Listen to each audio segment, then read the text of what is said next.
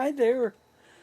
Oh, I think a wee bit late, but here I am. Uh, Tonight, I'm Marty Ramsey, and every Monday night we do something uh, to provide more information, hopefully a little inspiration for what we call the light work. And the light work is really spiritualism, a particular, I guess, part of spiritualism, which started about 150 years ago, around 1850 in the United States. Of course, England has had spiritualism since the Druids were around before Christ. But we have not. We came over as mostly Protestants at first, and then branched out. Finally, about 1850, spiritualism began to be known here. And it really started in the area that I live in. It really started in Rochester, New York, which is not too far from here. My mother was born in Rochester, New York, a long time ago. And so at any rate, of course, you could define as metaphysics, above physics, beyond physics.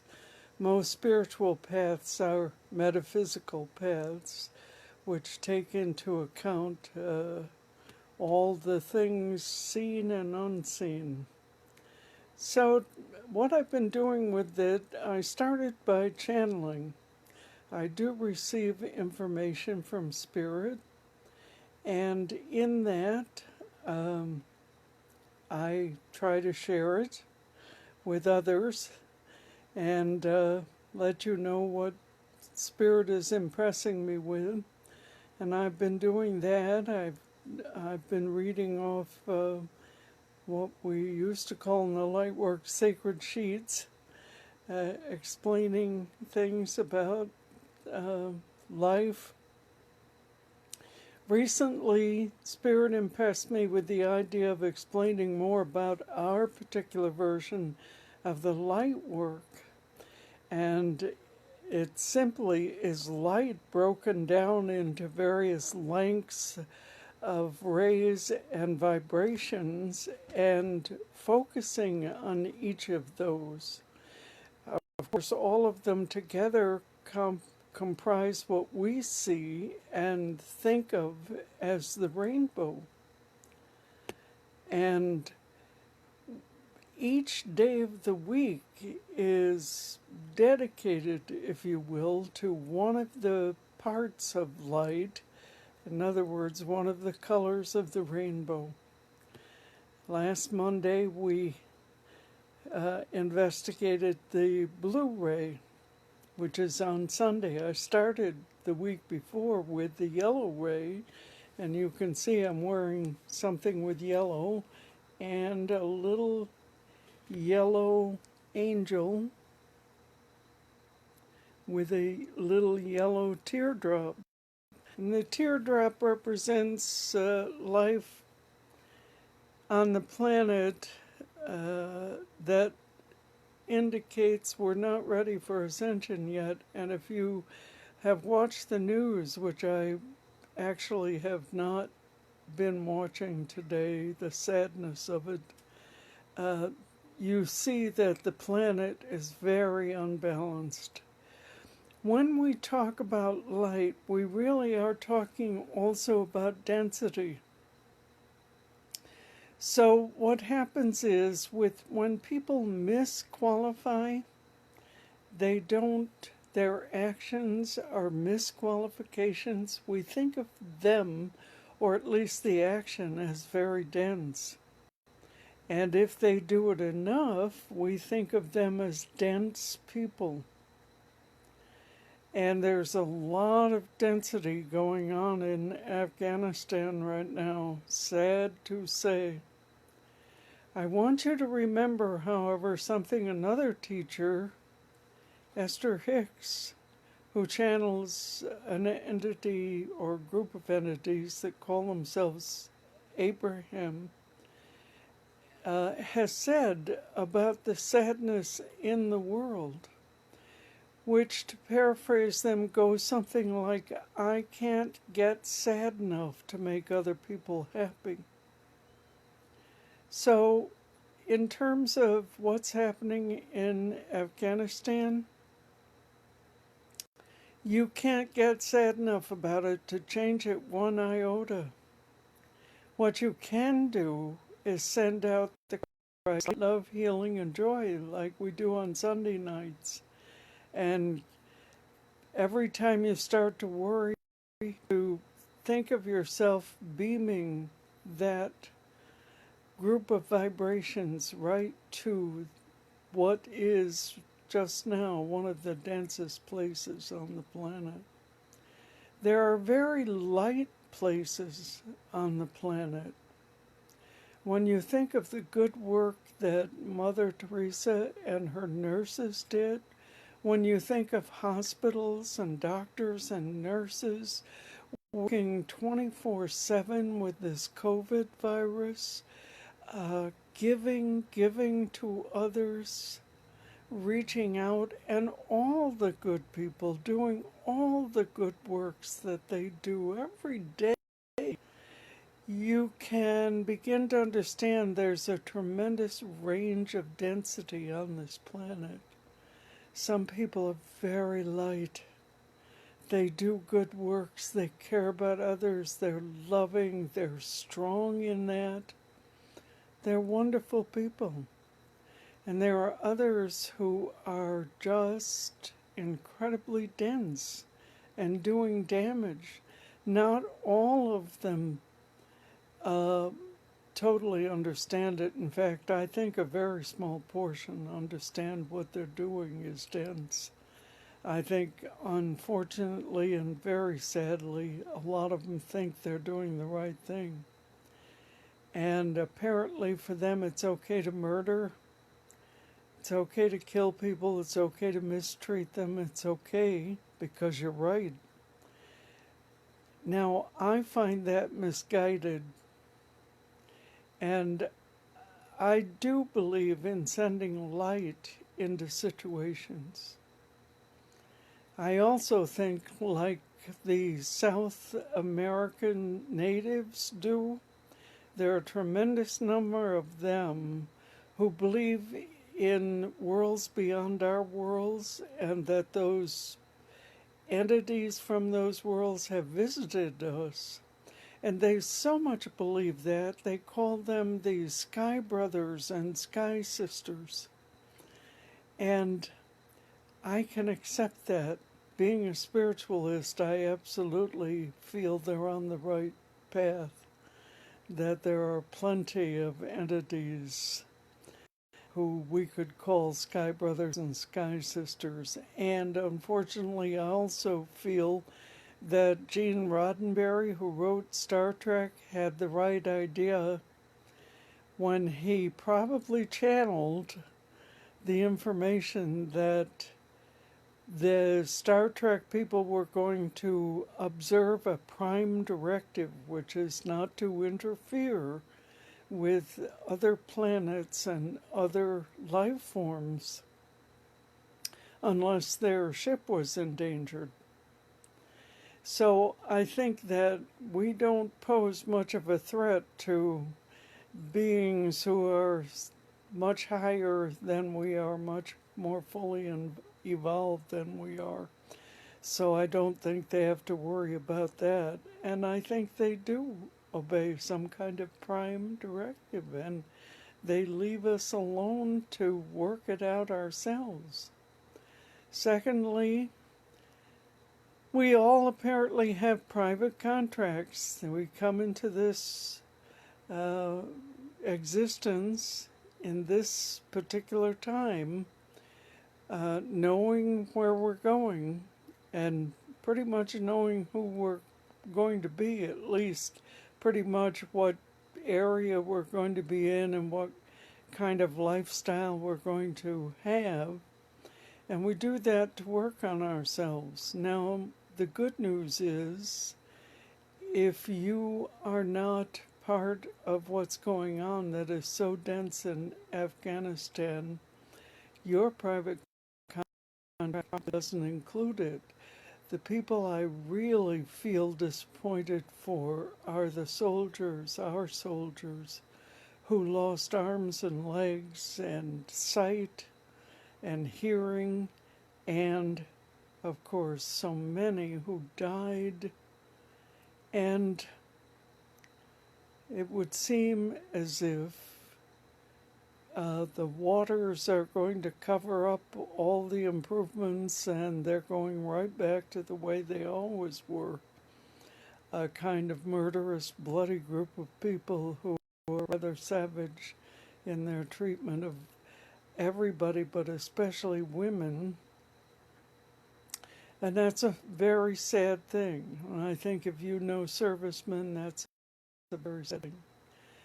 However, what we have to do then is not just send light, love, healing, and joy to Afghanistan. We have to send it to all the people who invested themselves and their bodies and their time and their mental acuities into reaching out to help in Afghanistan. And we need to send out to the families of those people. So let's do that right now. Let's interrupt Monday night to send out some healing. We send out the Christ light, love, healing, and joy to all those affected by the actions of the groups in Afghanistan. We also send out to the armed forces people, injured mentally, physically, who came back relatively uninjured, who invested their time and energy in reaching out to the people and helping them in Afghanistan. And we send out to their families as well. We send out to all the innocent people who are affected by this density. And we send light into it.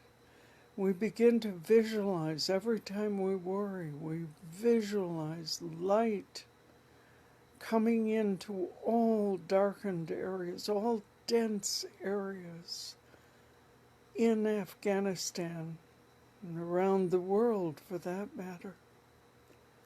We send light to lighten the density.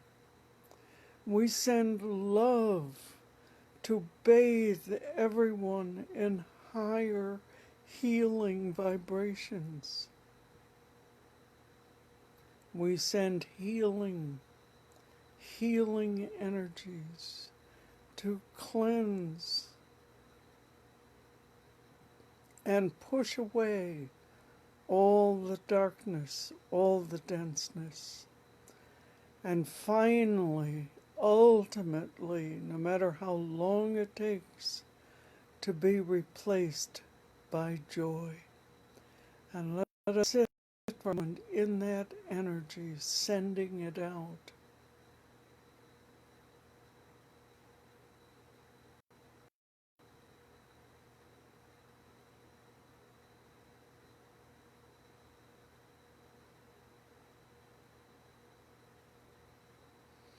I want you to visualize Afghanistan. It's between India and Africa. It's a little north of that.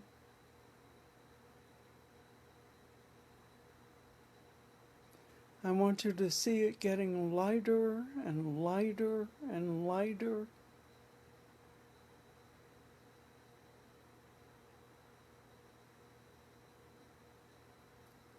I want you to visualize millions of dense people waking up, lightening up, healing.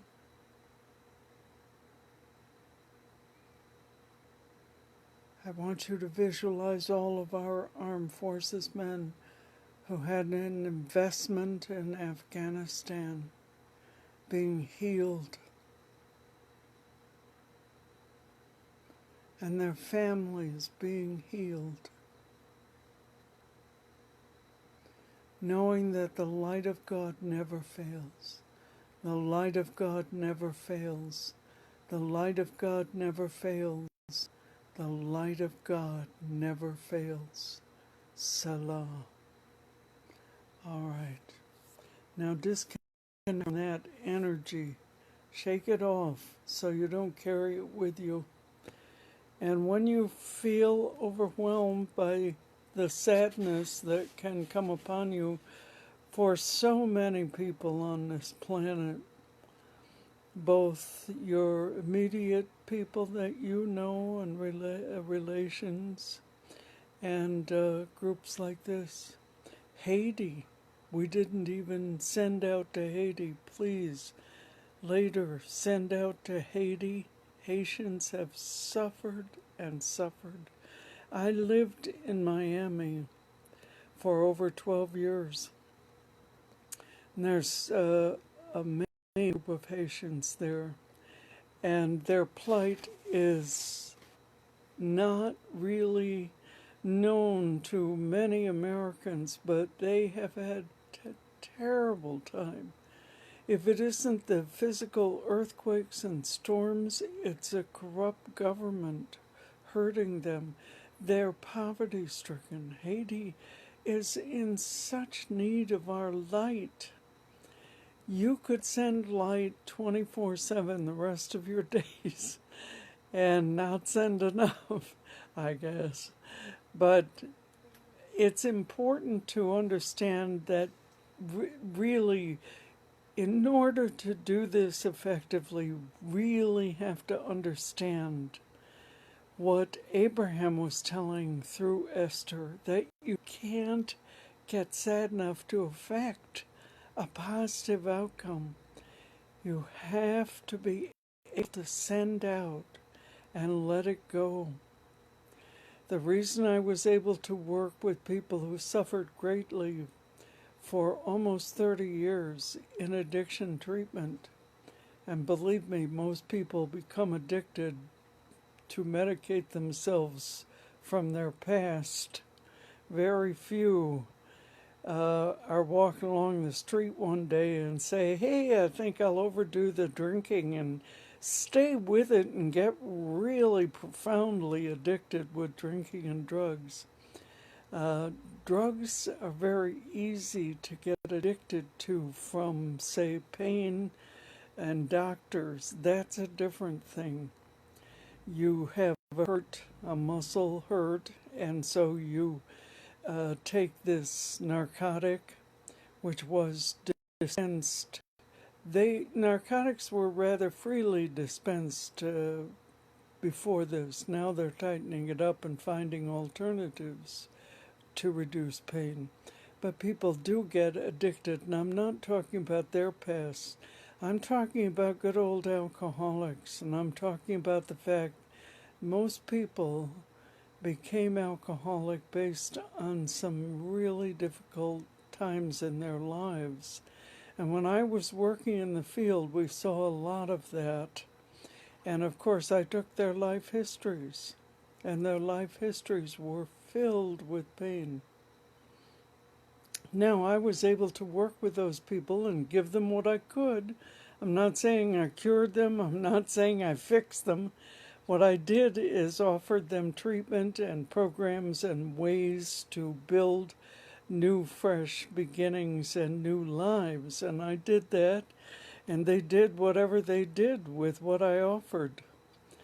But I was able to keep doing that and keep working with people because I knew, for one thing, I was professionally trained to detach with love and remain professional. But Also, emotionally, I knew that my getting overwhelmed by their stories was not going to help them at all. What I needed to do was to focus on presenting what I had to offer, to allow them time to share with others what was going on with them, and to begin the healing process. And it's really the same with any denseness, any darkness on the planet, whether you're talking about alcohol addiction or dense government politics or murdering rageful people. You are not going to do any of the victims any good by suffering along with them. What you can do is send light and love and healing and joy. Okay, so that is happening, and God bless them all. Tonight I wanted to do a little diversion from the rays themselves because for, probably 50 years now, I've been relaxing, doing stress relaxation and meditation, and probably teaching it for pretty much most of that time. And I think it's silly not to do that for people, because if there's something we certainly need to be able to do, it's relax, release and let go of tension. And in meditating, as I have suggested, and I want to push that a little more strongly in the light work, meditating is not just stress management. You're really opening your mental acuities and taking the next step. You're moving to the metaphysical, beyond the physical, into the spiritual. And things happen when you meditate. Good things happen. It's healing. It's healthy. And it creates different brain waves for you that really do help your life. And it's wise to meditate every day. It's a way to be in touch with, in contact with, power far greater than ourselves. Now you can think of it as entities, spirits, angels, archangels. You may envision vibrational movement toward very high entities like Jesus, God. I don't want to get in the way of your belief system. I don't want you to feel I'm imposing anything. So I keep it pretty general when I say this, but to meditate every day is really to begin to develop open doors, shall we say, to a higher realm, to a greater realm. And those doors, those open doors in turn, have wonderful, I don't want to say rewards, it's not like a cookie or a dog treat, but it opens the doors to those higher paths, and in doing that, you are the benefactor of that. And the gift or gifts that you receive in doing that are your personal gifts, so they could come in many forms.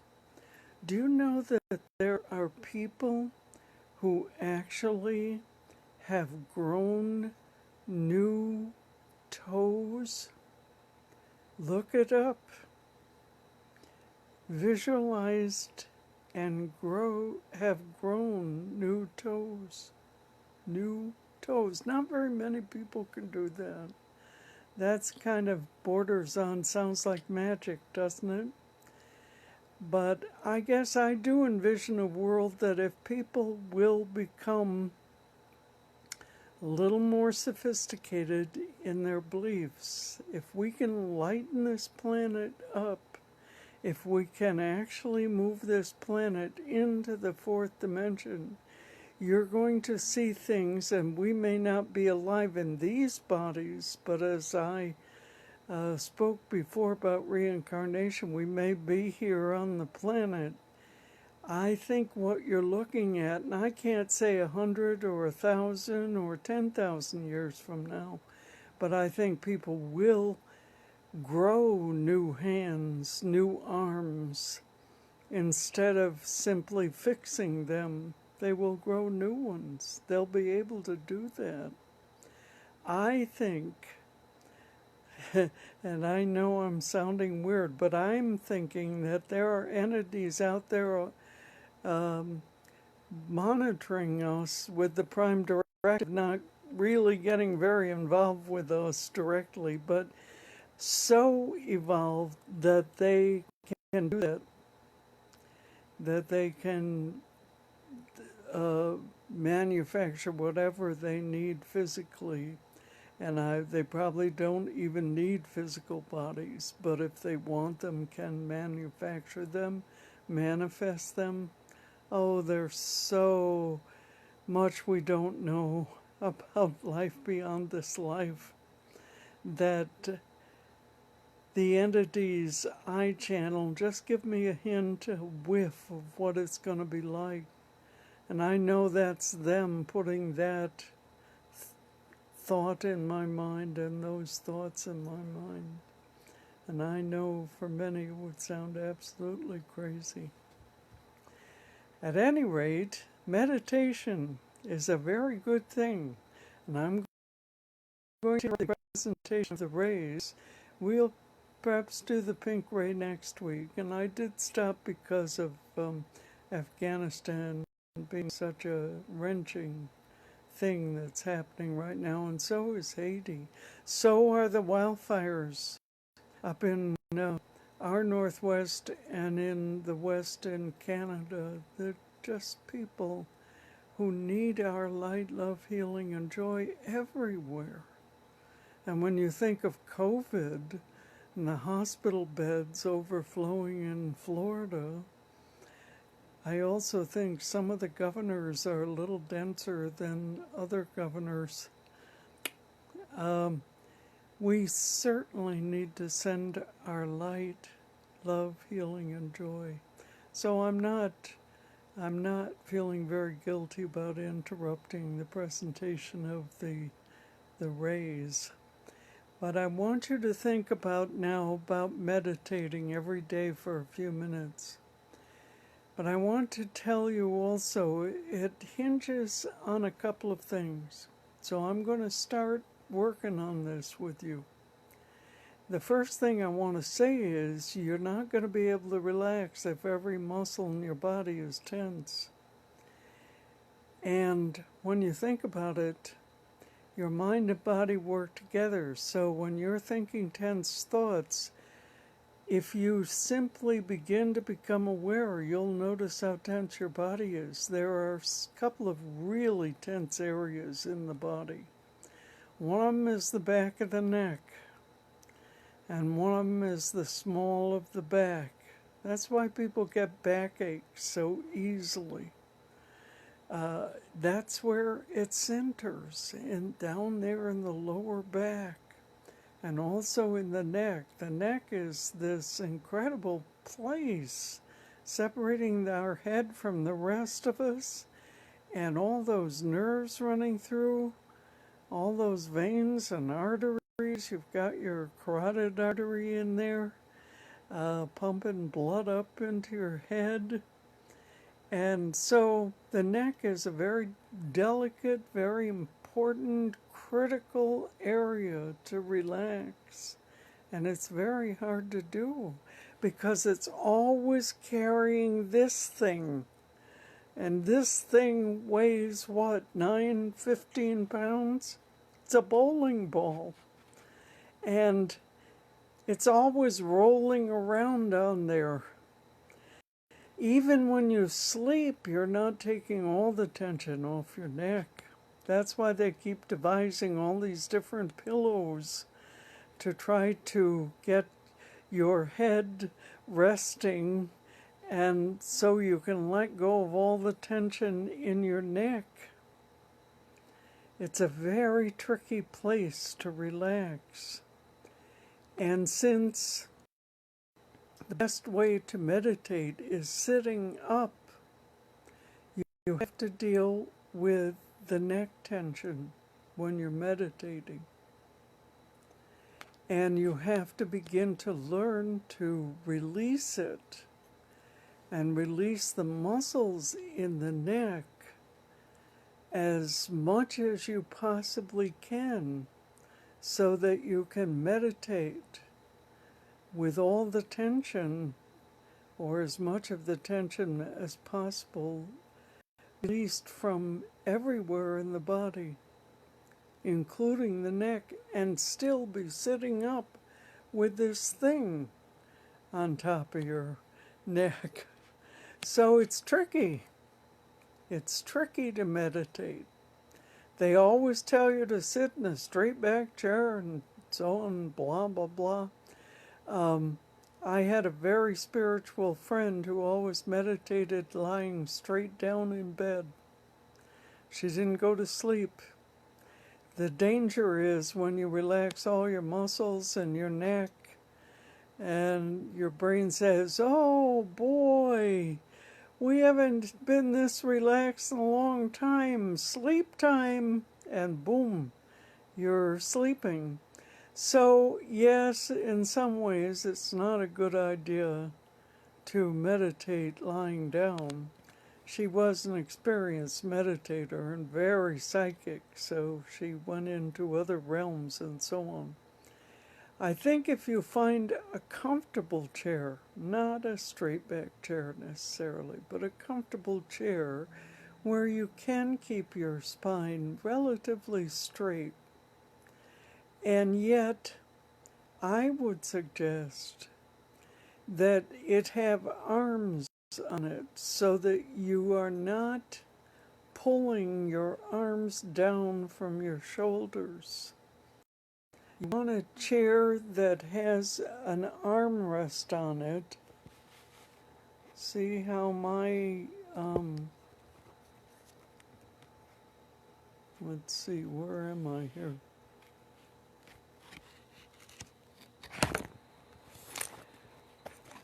My arm is on a chair, and I would do my meditating on this chair.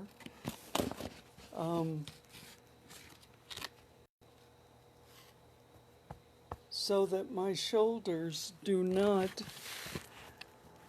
get strained, so that I'm not pulling on my shoulders. And I would suggest meditating in a chair that does have armrests on them and that you're comfortable in. Sometimes armrests are too low and you end up, your whole arm is resting, yes, but it's still pulling on your shoulder.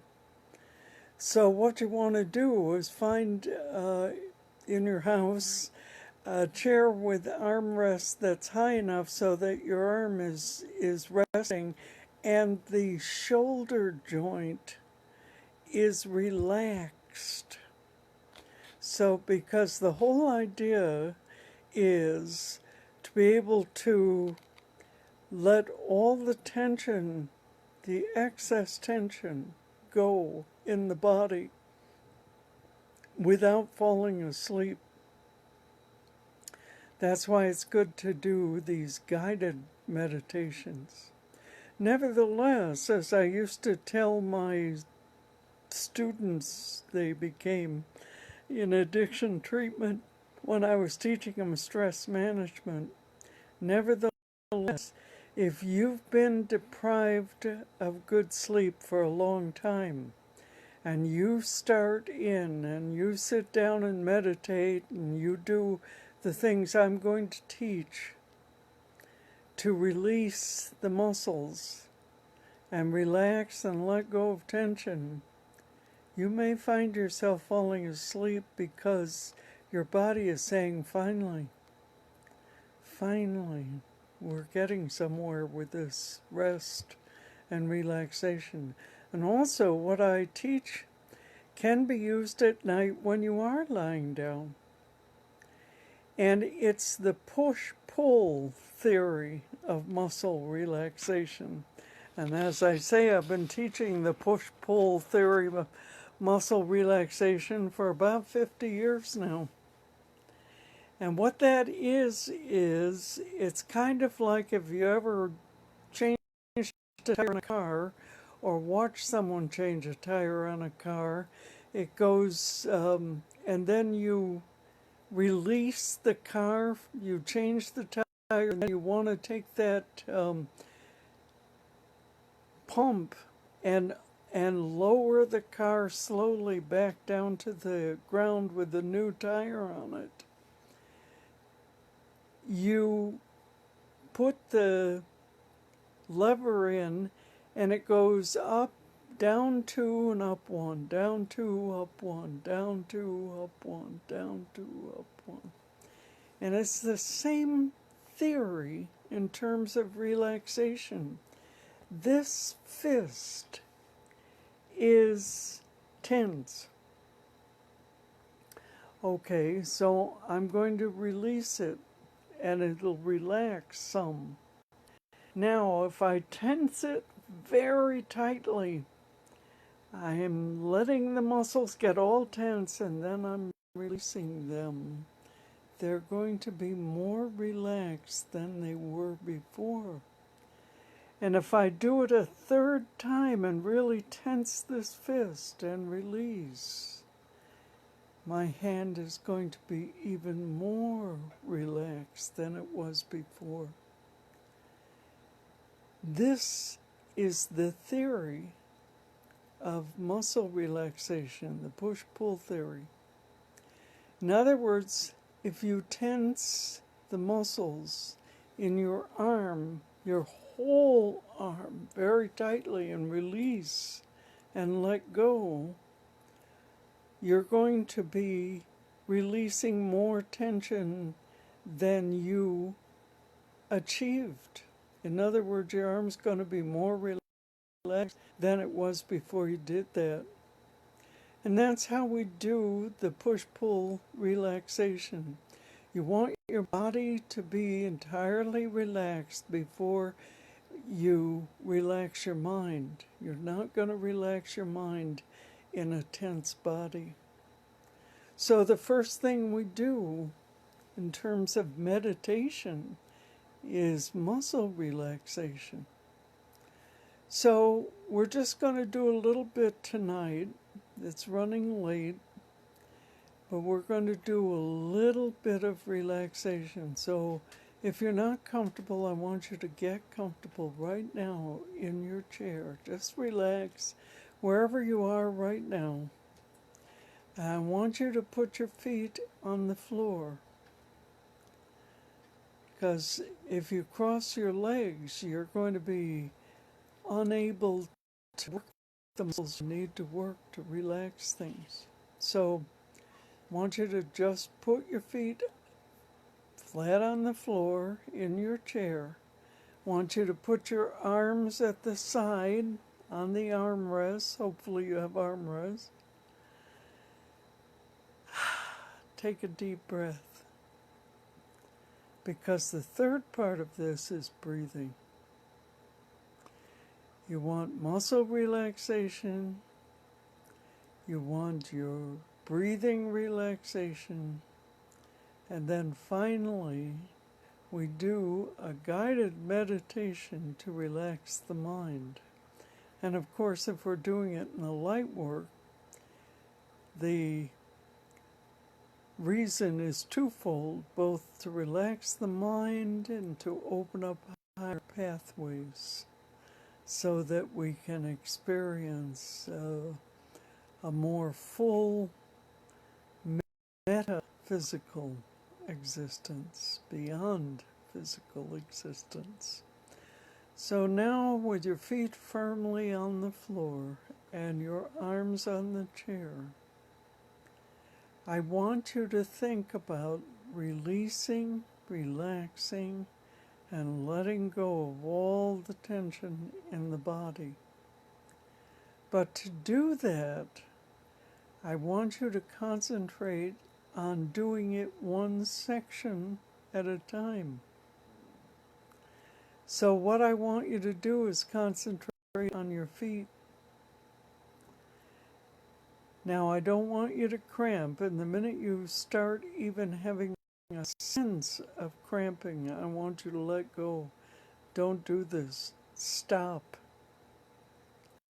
Okay, you don't want cramps from muscles trying to release. But what you do want to do is curl your toes under and release them. And then flex your toes up and release them. And that's the order that you want to do that in. It has far less chance of cramping than the other way around. Curl the toes under a little bit, not to cramp, and then release, relax them, and flex them up and apart, and release. Now, what you will notice is that to do that, you used muscles in your legs and you tightened them and you didn't release them. So I want you to think about releasing, relaxing, and letting go of the muscles in the legs. Now, I want you to push the whole front of your foot down into the floor so that your heel is raised off the floor, and then relax and pull your foot up, your front of your foot up off the floor, and then release. And again, you want to do it in that order. You want to push down on the floor with the front of your foot till your heel comes off the floor, both heels, and then push your heel down and your foot up and release. And once again, you may even find that you gripped the side of the chair with your arms and hands to do that. And certainly you used muscles in your legs to do that. I want you to release them. Relax. Relax all the muscles in your arms and legs. And let go. Now, identifying and separating out different groups of muscles in the body is very tricky. It takes a while to learn to do that, to discover that your shins are not your calves, that you can actually tighten the calf muscles in the back of your legs without tightening the shin muscles in the front of your legs, and vice versa. That's very tricky. You can't necessarily do that the first time you try. But you can think about the muscles in the front of the legs and tightening them. You may find yourself pulling your feet up as you try to tighten muscles in your shins only. And release and relax and let go. Make sure you're releasing, relaxing the feet as well. And then tighten the calf muscles only. And you may find the heels of your feet going up as you strive to tighten those calf muscles and release. And again, you may have gripped the chair with your hands and arms to do that. You want to release again and relax and let go. And now the thigh muscles are very deep, layers and layers of muscles in the thighs. They're the ones that propel you forward. They do the lifting. Boy, they are the ones that muscle lifters use with those squat lifters that push hundreds of pounds above their head. You ever notice the size of their thighs? Thigh muscles are really very strong, and we need to work them. That's why they say walk every day. We need to make sure they stay strong. However, releasing and relaxing the tension in them is difficult because there's so many layers. You have to think about releasing, relaxing them. So tense the muscles in the thighs.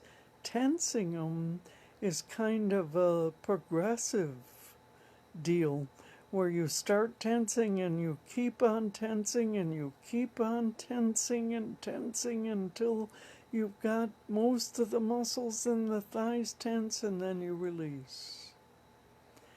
And you have to relax and let go of all the tension in the thighs, and then probably again in the lower leg and feet, and probably again in the arms and hands. You may have found yourself gripping the chair to do this. Okay, so now we get to the trunk. Now we've got a lower trunk, an abdomen, and an upper trunk that takes in the lungs. So what we want to do is pull like we were going to see if a girdle, if we could possibly fit in those tight blue jeans, we would pull that lower stomach in tightly and release and let go. And again, releasing all tension in legs and arms where you may have used those muscles to lever that. You want to release again. Now you want to clench the buttocks. Pull them tight and release.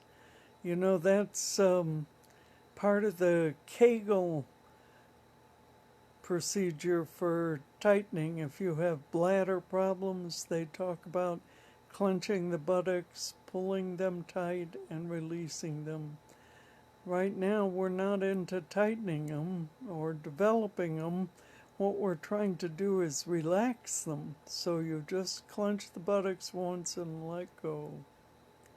And then again, check your arms and hands and lower legs. Make sure that you're releasing.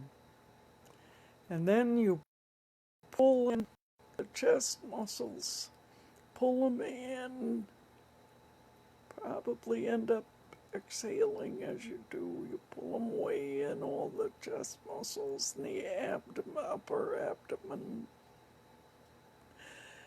And then release and let go. And again, arms and hands released. Now, arch your back.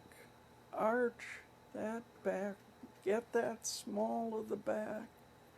And if you've got tension there, may ache even. But what you're trying to do is tense all the muscles in the lower back tightly and release.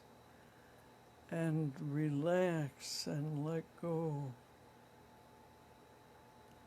And the same with the upper, middle, and upper back. You pull your shoulder blades in and you arch your back, thinking about the top, the very top in the middle of your back, and tightly, tightly, and then slowly release, relax, and let go.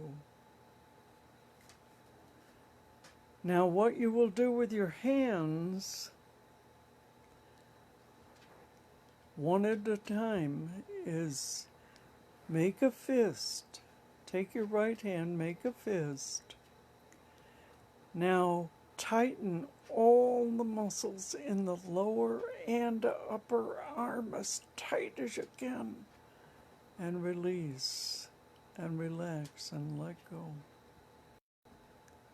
And make sure you're releasing and relaxing and let go of all the muscles in the back, the abdomen, the lungs, thighs, legs, feet, anywhere you levered that.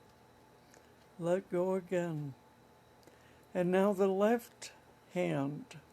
Make a tight fist and tense every muscle in that hand and arm as tight as you can, and then release.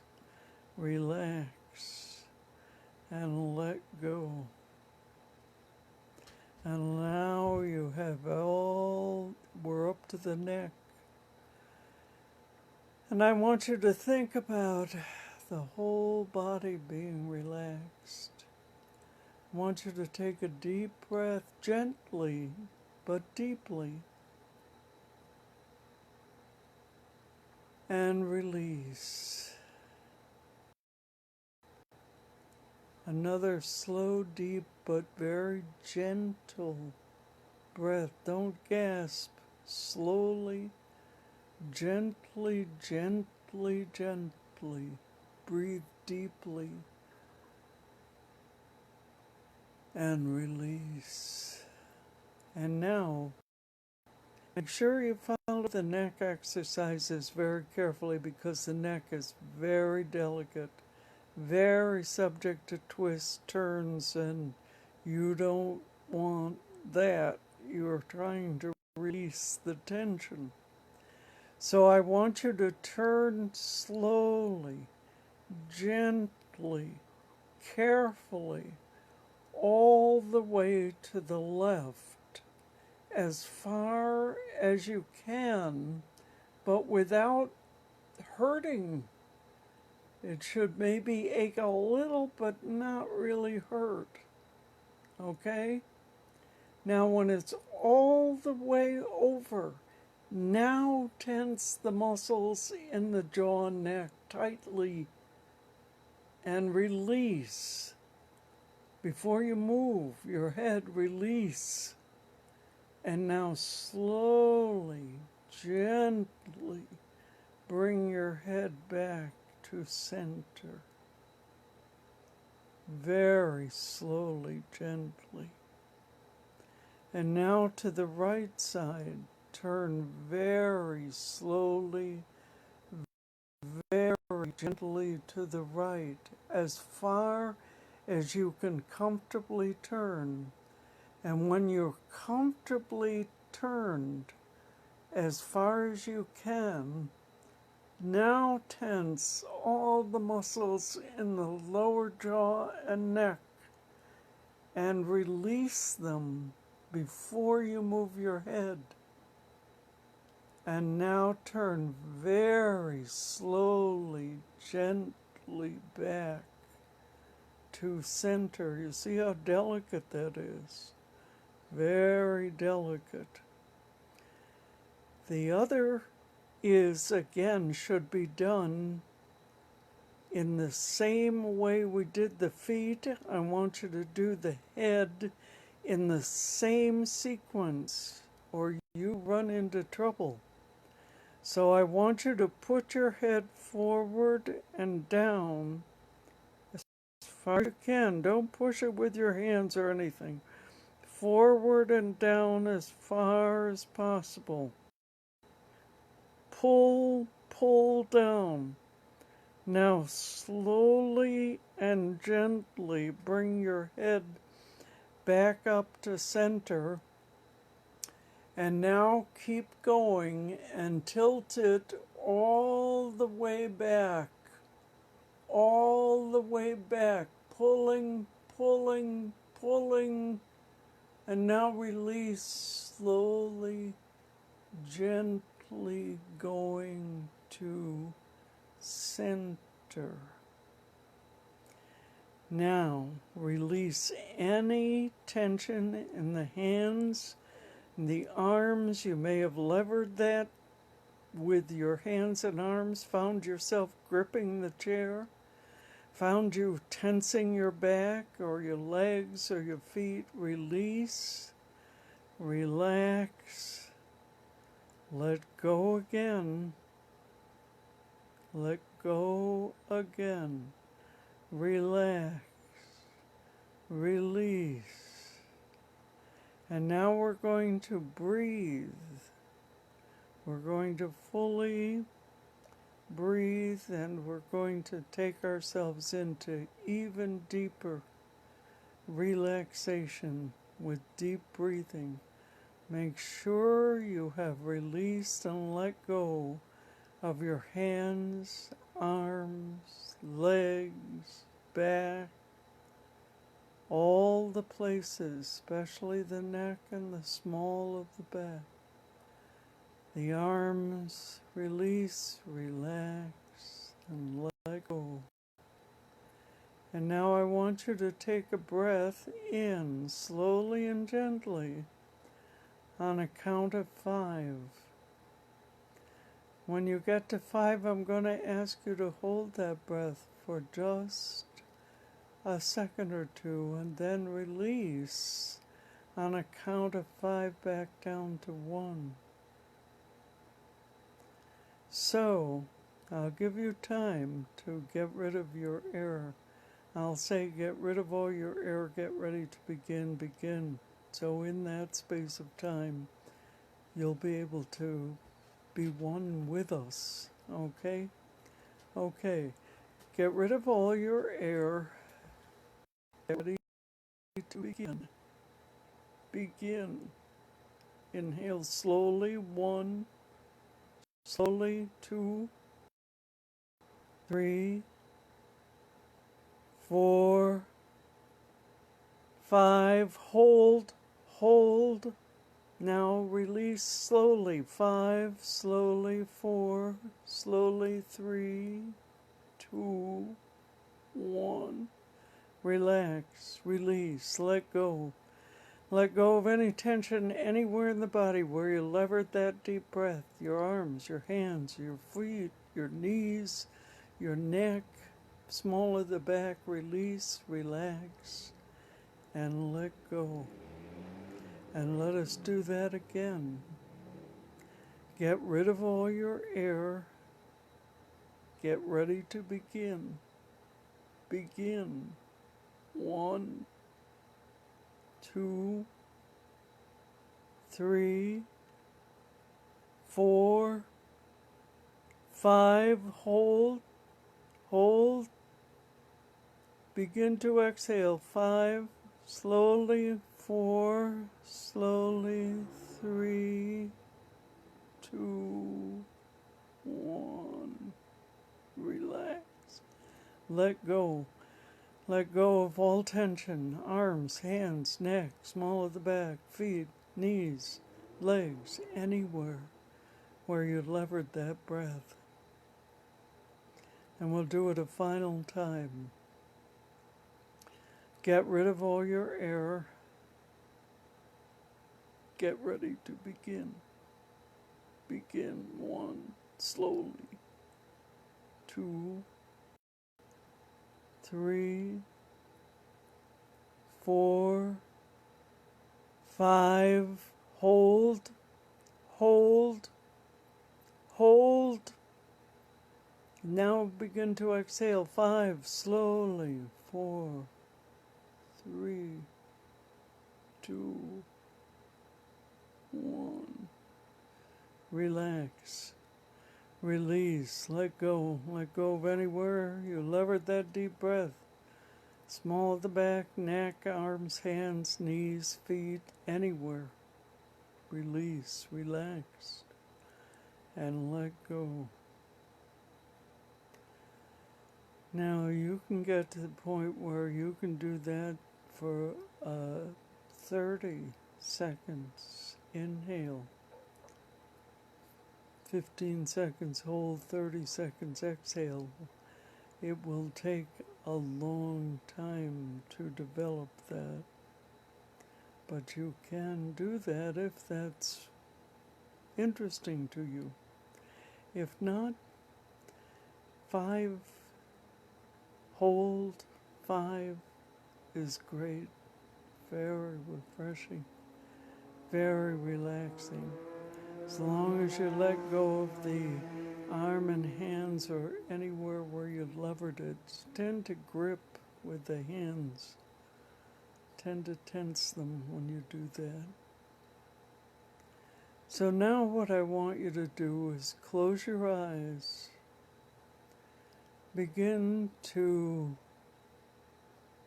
notice the relaxation, releasing, relaxing again, noticing, letting go. And we're going to do a guided meditation now. We're going to continue to breathe deeply, easily, gently. And as we do that, we see that we are on a beach. It's a lovely beach. It's a perfect day. You're dressed perfectly.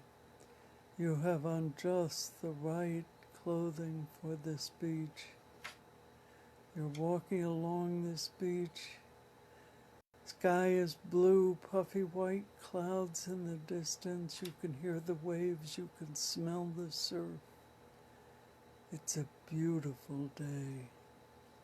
Feeling very good about yourself and very good about being here. Continuing along on the beach, you're noticing the ripple of the waves as they slow down and turn back toward the water. It's a beautiful sight. Occasional seagulls in the air. It's lovely to be here, feeling very good about yourself and very good about being here. You begin to notice the breeze, the gentle breeze as it blows on your skin, and how perfect the temperature is. It's not too hot, it's not too cold, it's just beautiful out. You see your feet making footprints in the sand, feeling very good about yourself, knowing that you can come back to this place anytime. Turning now to go back down the beach, beginning to see the waves again as they roll into shore, feeling very good, seeing the clouds, noticing the blue sky, noticing how wonderful it is to be here. And as you do this, there is a boulder where you began your walk, and you come upon this boulder. It's just the right height for you to sit, and very comfortable to sit on. And so you sit on this boulder as the water comes by it a little bit and recedes. And as you do that, your whole body relaxes. You feel like you're a part of the scene. You feel at one with the water and the sand and the sky, liking yourself very much, knowing that you can come back here anytime. you realize now you're going to be coming back. And as you come back, you're going to bring this sense of pleasantness and relaxation and beauty back with you.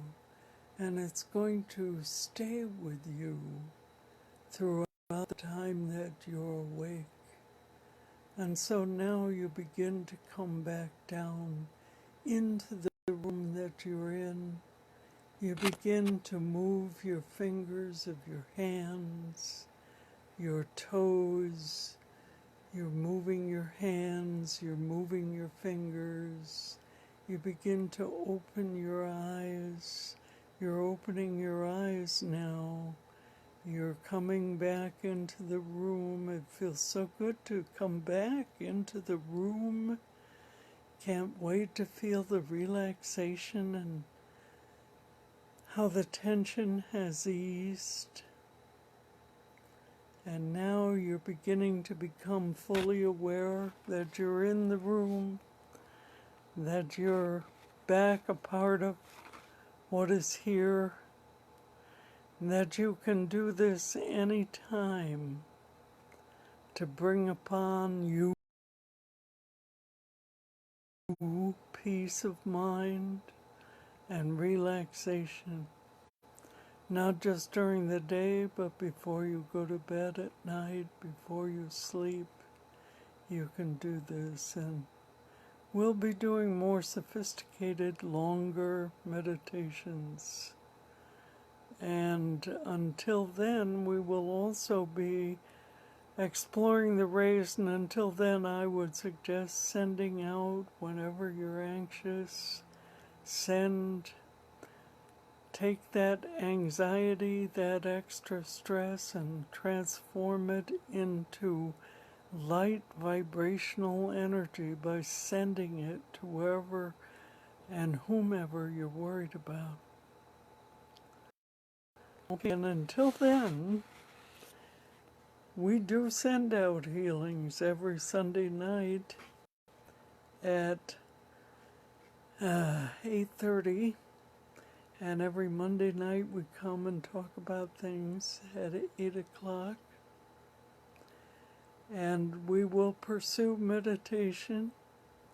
We will pursue the light work, the colors of the rays, and the entities involved, including the two we've already mentioned, the cellos of the yellow ray, Michelle, and the blue ray, Goddess Crystal, otherwise known as the Blessed Mother, and all of the higher entities involved with each of those. I'll review it all next Monday. Until then, I wish you a beautiful week.